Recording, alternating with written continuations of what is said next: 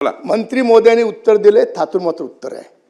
ते अत्यंत हुशार मंत्री आहेत, त्यांना कुठला मुद्दा कुठे न्यायचा त्यांना उत्कृष्टपणे कळतं.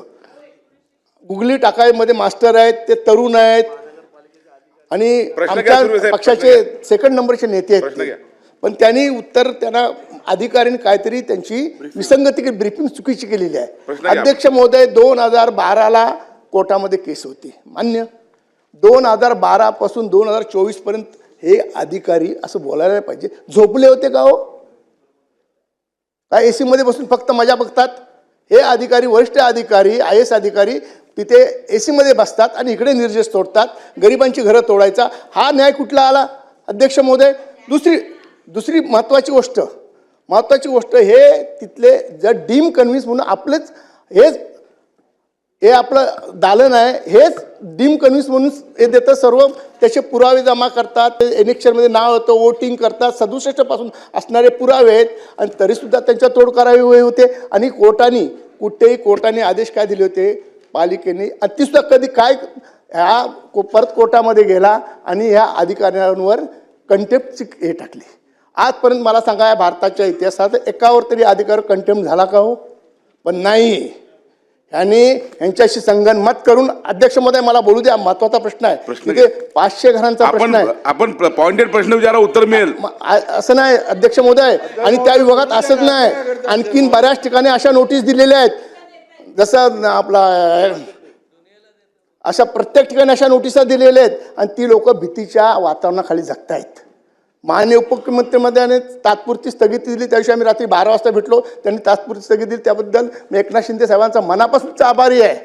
पण ही जनतेसाठी जर कंटेम्प्टच्या भीतीने तुम्ही एवढ्या मोठ्या प्रमाणात कारवाई करता आणि तुझं प्रायव्हेट बाउन्सर घेऊन कारवाई करता आणि परत त्यांनी काय अध्यक्ष महोदय ऐका, हा महत्वाचा मुद्दा आहे.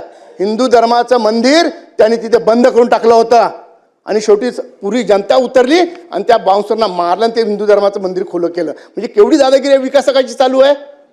हे कशासाठी चाललंय, कुणासाठी चाललंय? गरीब जनतेसाठी आपण आहोत की या विकासांची पायघड्या घालण्यासाठी इथे बसलेले ते अधिकारी? त्या अधिकाऱ्यांवर काय कारवाया, वरिष्ठ अधिकारी, खालच्या अधिकाऱ्यांचा त्यात काही दोष नाही, वरिष्ठ अधिकारी एवढे का घाबरले नाही, याची कारवाई का केली, ह्याची चौकशी त्यांच्यावर लावणार का आपण? आणि माझा महत्वाचा प्रश्न, जे पूर्ण डिमॉलिश करताना कशा पद्धतीने केलं माहिती आहे? फ्रीज, TV, बीवी सर्व पार चुरा करून टाकला. त्यांना सामान सुद्धा काढून दिलं नाही अध्यक्ष महोदय. म्हणजे याच्या गोष्टीची मला खरोखर खंत वाटते की सामान तरी काढायची तुम्ही त्यांना द्या ना. ते विनंती करतायत, मी सारखा फोन करतोय, कोण फोन उचलायला तयार नाहीत. की बुवा त्यांचं सामान तर काढू देत, मला स्ट्रक्चरच तोडायचं होतं ना, तर सामान तरी त्यांचं काढू द्या. हे सर्व भरपाई त्यांची त्या विकासाकडून करून घेण्यात यावी अशी मंत्री महोदयांना मी विनंती करतोय आणि ती करावी त्यांनी. अध्यक्ष सदस्य भास्कर जाधव साहेबांनी, प्रकाश सुर्वे साहेबांनी जो मुद्दा मांडला त्याच्याशी 100% शासन सहमत आहे, त्याच्याबद्दल दुमत असण्याचं काही कारण नाही. 2020चा जो मी उल्लेख केला होता त्याच्यामध्ये इक्बाल खत्री नावाचे पूर्वीचे जे मालक होते त्यांच्याकडनं 2020ला मेसर्स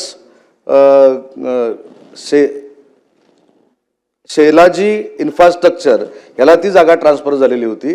परंतु सन्मान्य सदस्यांनी जो मुद्दा या ठिकाणी मांडला की 1995च्या अगोदरच्या बांधकामाला जो नियम लागतो तो या सगळ्यांना नियम लागणार का, याच्यावर मी असं स्पष्ट सांगितलं की या संदर्भामध्ये 100% चौकशी केली जाईल.